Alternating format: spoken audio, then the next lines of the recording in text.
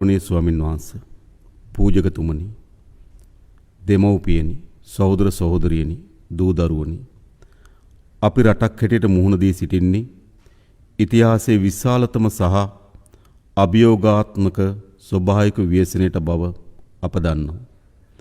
ඒ වගේම අප දියත් කොට ඇත්තේ මෙරට ඉතිහාසයේ අභියෝගාත්මකම ගලවා ගැනීමේ මෙහෙයුම බවත් අප දන්නවා. මේ ඉතිහාසයේ විසින් එකවර රටම ව්‍යසනයට ලක් කිරීමේ පළමු අත්දැකීම වෙනවා. රටම සතර දිග්භාගයෙන් යට වුණු සහ ආපදාවට ලක් වූ තත්වයක් තුල මේ අතිශය දුෂ්කර ව්‍යායාමයේ ජයගත යුතුව තිබෙනවා. මේ අකාරුණික ස්වභාවික ව්‍යසනයේට අපේ කුඩා දූපතම සසල කළ හැකි වුණත් මේ දූපතේ මිනිසුන්ගේ මනුස්සත්වය සහ අදිෂ්ඨානශීලීත්වය කිසි ලෙසකින් සසල කළ නොහැකි බව නැවත නැවතත් පසක් කොට තිබෙනවා. මගේ රටේ ආදරණීය පුරවැසියන්ගේ නොසැලෙන ධෛර්යය සමග එක්ව නැවත මේ රට ප්‍රතිනිර්මාණය කළ හැකි බව අපි ඒකාන්තයෙන්ම විශ්වාස කරනවා. දයාබර දෙමව්පියනි, සහෝදර සහෝදරියනි, මේ ව්‍යසනයේ මියගිය සියලු දෙනාට නැවත ජීවිතය ලබා දීමේ හැකිනම් ඕනෑම කොන්දේසියකට යටත්ව එය ඉටු කිරීමට අප දෙවරක් කල්පනා කරන්නේ නැහැ. නමුත් අප යථාර්ථයේ වේදනාකාරී සත්‍යයට මුහුණ දිය යුතුයි. අහිමි වූවන් පිළිබඳ වේදනාව සදාකාලිකම අප අතර පවතිනවා. මියගිය සියලු දෙනා අපට අංකයක් නොවේ.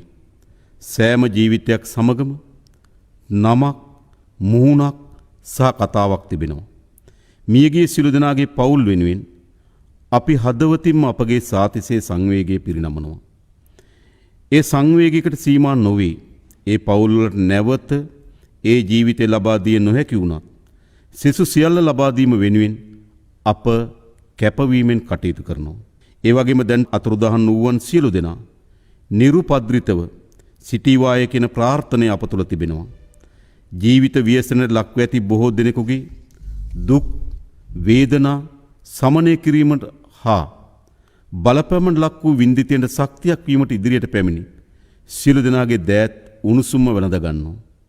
ස්වභාවික විපත් සහ ආපදා ඇතිවීම ඒ පාලනය කිරීමට නොහැකි වූ විට ඇතිවන විපත් සහ අදිසි ආපදා නිසියරු කළමනාකරණය කිරීම නැවත යථා තත්ත්වයට හෝ පෙරට වඩා දියුණු තත්ත්වයකට ගොඩනැගීම යන ත්‍රිවිධ ක්‍රියාවලිය වගකීම ආණ්ඩුව සතු වෙනවා. ඒ වෙනුවෙන් ගත හැකි සහ ගත යුතු ඉදිරි ක්‍රියාමාර්ග මොනතරම් දුෂ්කර තත්ත්වයක් යටතේ වුවත් ගැනීමට අප බලාපොරොත්තු වෙනවා. මේ ව්‍යසනයන්ට මුහුණ දීමේදී පහසුකම් සහ මෙවලම් සීමාවක් ඇති රටක අප සතු ඇති අයෝමීය මානව සම්පත සියල්ලන්ට වඩා වටිනා බව නැවත නැවතත් පසක් කොට තිබෙනවා. විපතකදී හැර නොයන හැම විටම පිහිටවන ආත්ම විශ්වාසයෙන් පිරුණු අපේ රටේ පුරවැසියන් පිළිබඳව අප ආඩම්බර වෙනවා. අපට ඉදිරියට මුහුණ දෙන්න සිදුවන්නේ එදා මෙදා තුර විශාලතම ප්‍රතිසංස්කරණ ප්‍රයත්නයන්ට සහ නැවත ගොඩනැංවීමේ කාර්යභාරයේ බව අප සිහිපත් කළ යුතුව තිබෙනවා. විනාශයේ තරම ගැන අනුමාන තක්සේරුව එතරම්ම බරපතලයි. එහෙත් අප රටේ ජනතාව ගම් වතුරෙන් කුණාටුවෙන් හෝ ඕනෑම ව්‍යසනකින් පසුව අදිෂ්ඨානශීලීව නැවත ගොඩනැගී තිබෙනවා. මෙම ව්‍යසනයේ ආරම්භයේදී අපගේ පළමු කාර්ය බවට පත් වුණේ ව්‍යසනයට මුහුණ දුණු පුරවැසියන් එයින් මුදවා ගැනීමයි. ඒ සඳහා අපේ සමස්ත රාජ්‍ය යාන්ත්‍රණයම ඉතාමත් කාර්යක්ෂමතාවෙන් යුතුව මෙහෙවීම සඳහා අපි කටයුතු කර තිබෙනවා.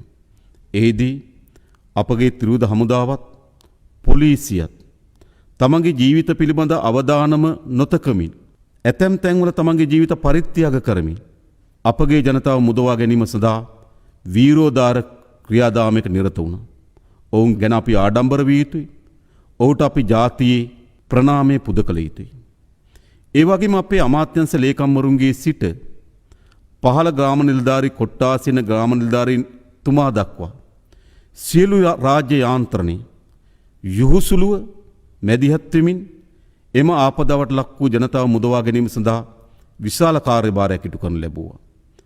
එය වුන් රාජකාරීන් ඔබට යන ලද මානුෂීය කාර්යලක්ෂ තේරුම් අරගනිමින් ඒ කාර්යයට හෘදයාංගම බැඳීමකින් යුතුව ඔවුන්ගේ කාර්යභාරය ඉටු කරනු ලැබුවා. ඔවුන්ට අපි ස්තුතිවන්ත විය යුතුයි. ඒ වගේම ව්‍යසනයටපත් වූ ජනතාව මුදා ගැනීම වෙනුවෙන් ස්වේච්ඡාවෙන් විශාල ජනතාවක් මැදිහත් වී තිබෙනවා.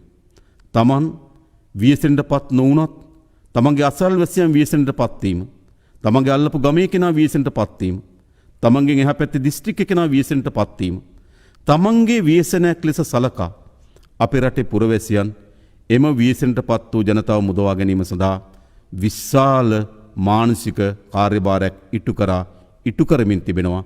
ඒ පිළිබඳ වුන් අපි මේ වෙලාවේදී සිහිපත් කළ යුතුයි.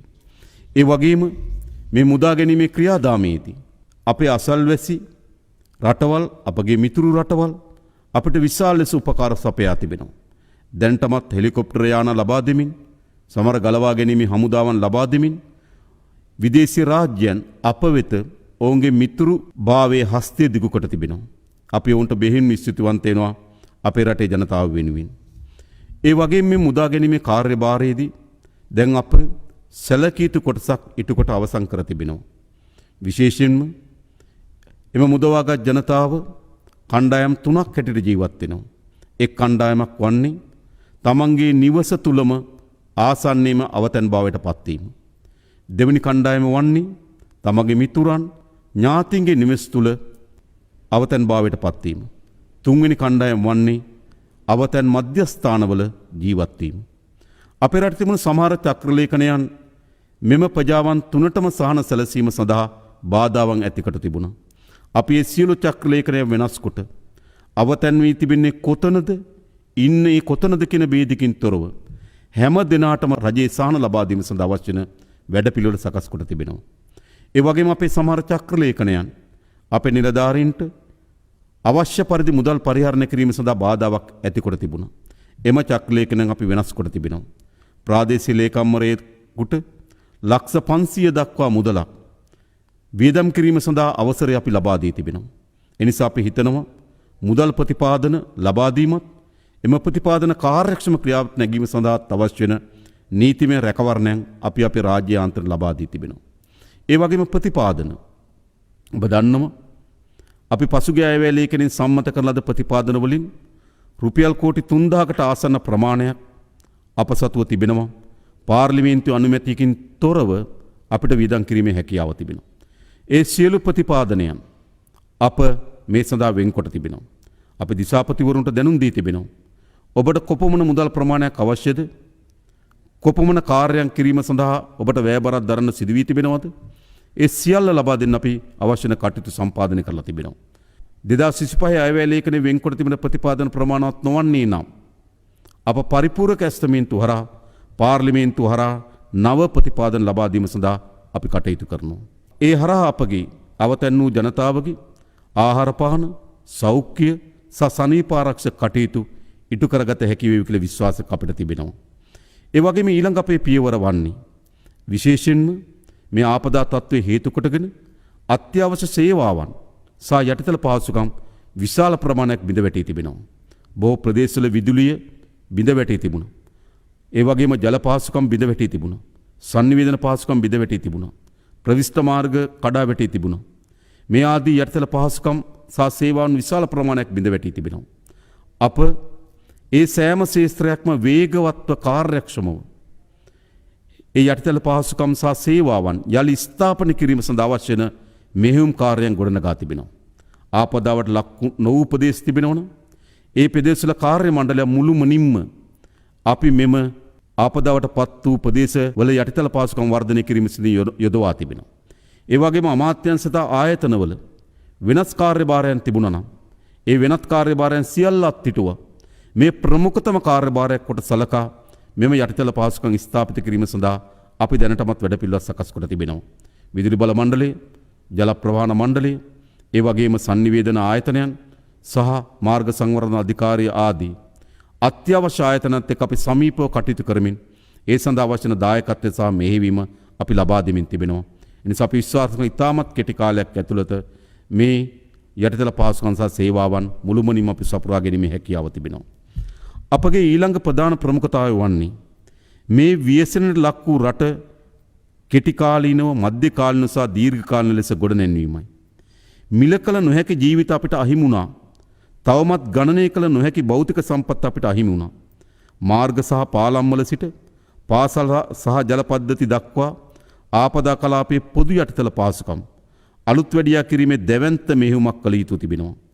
සීරුවෙන් සහ ක්‍රමානුකූලව හිස ඔසවන්නට පොරබදමින් සිටි රටකට මේ තත්ත්වයේ සුළුපටු අභියෝගයක් නොවේ. කුඩා ස්වයං රැකියාවේ සිට මහා පරිමාණ කර්මාන්ත දක්වාද සුළු පරිමාණ ව්‍යාපාරිකයාගේ සිට මහා පරිමාණ ව්‍යාපාරිකයා දක්වාද මේ සියලු ශේෂ්ත්‍ර තමන්ගේ ආදායම් අහිමිවීම තමන්ගේ කර්මාන්ත කඩා වැටීමේ අනතුරකට මුහුණ දී තිබෙනවා. ඒ වගේම කුස්කර්මාන්තයේ නියැලෙන ගොවි ජනතාව, පස්සම්පස් ක්ෂේත්‍රයේ නියැලෙන ගොවි ජනතාව මේ ආදී ශේෂ්ත්‍ර විශාල බිඳවැටීමට ලක් වී තිබෙනවා. ඒ නිසා අපිට වේගවත් සැලැස්මක් අවශ්‍යයි. මෙම ශේෂ්ත්‍ර ඉතා වේගයෙන් නගා සිටුවන්න. ඒ වෙනුවෙන් මේ වන විට අපි කාර්යක්ෂම සේවයක් ලබා දීම වෙනුවෙන් මේ ආපදා තත්ත්වය කළමනාකරණය කරගනිමින් වේගවත් කාර්යක්ෂම යලි ගොඩනැන්වීමක් සඳහා අවශ්‍ය වෙන නීතිමය රැකවරණ සහ ප්‍රතිපාදන අවශ්‍යතාවය වෙනුවෙන් අප හදිස් නීතිය පනවා තිබෙනවා. මා මේ රටේ පුරවැසියන්ට එක සහතිකයක් ලබා දෙන්න කැමැතියි. මෙම හදිස් නීතිය මෙම ආපදාව කළමනාකරණයට ලක් කර ගැනීම සහ කාර්යක්ෂම අපේ රට ගොඩනැගීම සඳහා ඉවහල් කරගන්නවා ඇරුණුකොට වෙනත් කිසිදු මර්ධනීය ක්‍රියාදාමයක් වෙනුවෙන් මෙම හදිස් නීතිය අපි උපයෝගී කරගන්නේ නැහැ. මෙම හදිස් නීතියට අනුකූල වන පරිදි මේ වන විටත් අපි අත්‍යවශ්‍ය සේවා කොමසාරිස්වරයෙක් පත් කර තිබෙනවා. සියලු සේවාවන් අප එම එක තැනකට කේන්ද්‍රගත කොට තිබෙනවා. පැය 24 පුරාම අත්‍යවශ්‍ය සේවා කාර්යාල විවෘත කොට තිබෙනවා. සියලු වැදගත් ආයතනයන් වල නිලධාරීන් එහි පැය 24ම රැඳෙමින් තිබෙනවා. එනිසා අපි හිතනවා ඊටමත් කාර්යක්ෂම මධ්‍යගත මෙහෙයුමක් මෙම අත්‍යවශ්‍ය සේවා කාර්යාලය සඳහා පිටු කර ගැනීම සඳහා අපි සැලැස්මක් සකස් කර තිබෙනවා. ඒ වගේම අපගේ මීළඟ කාර්යභාරය බවට පත් වී තිබෙන්නේ නැවත අපේ රට තිබුණු තත්ත්වයට වඩා දියුණු රාජ්‍යයක් බවට පරිවර්තනය කර ගැනීමේ අපේක්ෂාව. ඒ අපේක්ෂාව වෙනුවෙන් මේ වන විටත් අපි නැවත ගොඩනැන්වීම සඳහා අවශ්‍ය වෙන අරමුදල් සම්පාදනය කර ගැනීම සඳහා අරමුදල පිහිටුමට අපේක්ෂා කරමින් තිබෙනවා. ඒ වගේම ඒ අරමුදල කළමනාකරණය කර ගැනීම සඳහා පෞද්ගලික අංශයේ, විදේශ කටයුතු අමාත්‍යාංශයේ, මුදල් අමාත්‍යාංශයේ, ජනාධිපති ලේකම් කාර්යාලය ලේකාබද්ධ කළමනාකරණ කමිටුවක් පත් කොට තිබෙනවා. ඔවුන්ට විශාල කාර්යභාරයක් අපිට පවරා දී තිබෙනවා. අපේ රට ගොඩනැගීම සඳහා අවශ්‍ය වන අරමුදල් සම්පාදනය කර ගැනීම. ආකාර ගණනාවකින් අපිට අරමුදල් සම්පාදනය කරගත හැකි. අප හා මිතුරු රාජ්‍යයන් එක්ක ඊටම සමීපව අප කටයුතු කරමින් ඔවුන්ගේ ආධාර ලබා ගැනීම. ඒ වගේම විවිධ ජාත්‍යන්තර සංවිධාන ආමන්ත්‍රණය කරමින් ඔවුන්ගේ ආධාර ලබා ගැනීම. ඒ වගේම දේශීය ව්‍යාපාරිකයන් ආමන්ත්‍රණය කරමින් කර්මාන්තකරුවන් ආමන්ත්‍රණය කරමින් ඔවුන්ගේ ආධාර ලබා ගැනීම. විශේෂයෙන්ම මේ වෙලාවේදී ශ්‍රී ලංකාවෙන් පිටත ජීවත් වෙන ශ්‍රී ලාංකික පුරවැසියන් මේ ආධාර ලබා දීම සඳහා විශාල වෙහෙසක් සහ විශාල කැමැත්තකින් යුතුව කටයුතු කරමින් තිබෙනවා. අපි ඔවුන්ට අවශ්‍ය වෙන සහාය ලබා දෙන්න කටයුතු කරලා තිබෙනවා. නිසා අපි හිතනවා අපි ශක්තිමත් අරමුදලක් ගොඩනැගිය යුතුයි මෙම ව්‍යසනයෙන් ගොඩ ඒම සඳහා. ඒ අරමුදල සම්පාදනය කර ගැනීම සඳහා අවශ්‍ය වෙන කටයුතු අපි සකස් කරලා තිබෙනවා. ඒ වගේම අප සියලු ආයතනයන් වෙත දැනුම් දී තිබෙනවා.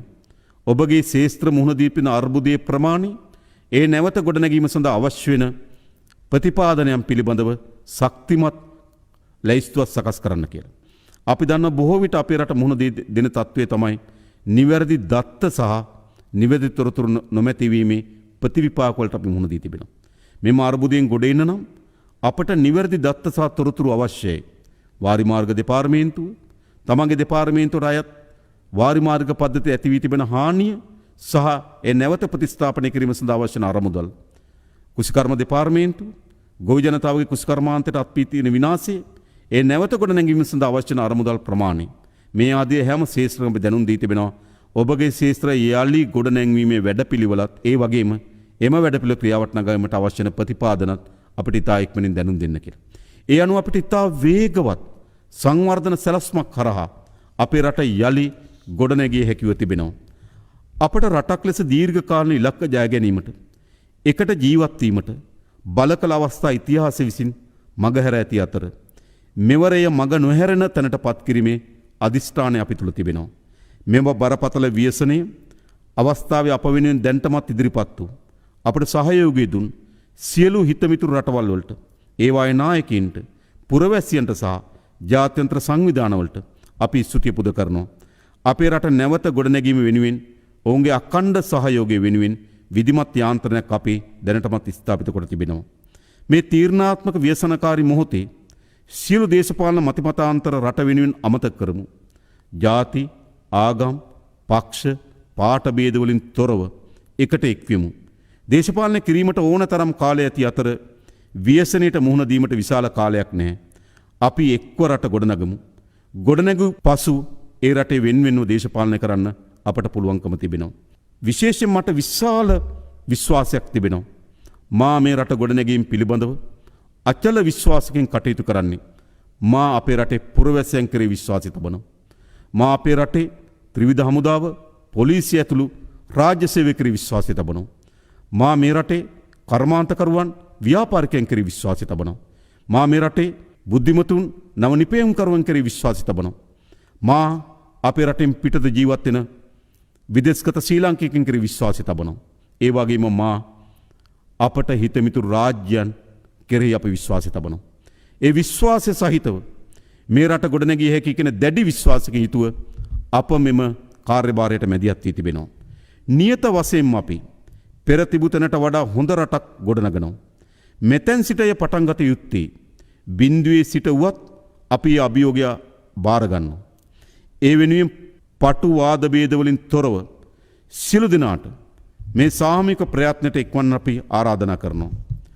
ජාතික හා ජාත්‍යන්තර වැඩපිළිවෙලක් ඔස්සේ මනා සම්බන්ධීකරණයකින් යුතුව කටයුතු කරමින් හෘද සාක්ෂියට අනුවම අපේක්ෂිත අරමුණු ඉටු කර ගැනීමට කැපවීම කියා මා ඉල්ලා සිටිනවා. ඕනෑම අන්ධකාරයක ආලෝක ඇති බව අප විශ්වාස කරනවා. මේ අඳුරු දිනයන් පහව යන බවත් අප විශ්වාස කරනවා. එනිසා අප එකාවන්ම නැගී සිටිමු. මේ කඳුළු සලන පාරාදීසය සුවපත් කරමු. දීප්තිමත් දිවයිනක් ගොඩනගමු. සියලු දෙනාටම තෙරුවන් සරණයි, දෙවි පිහිටයි.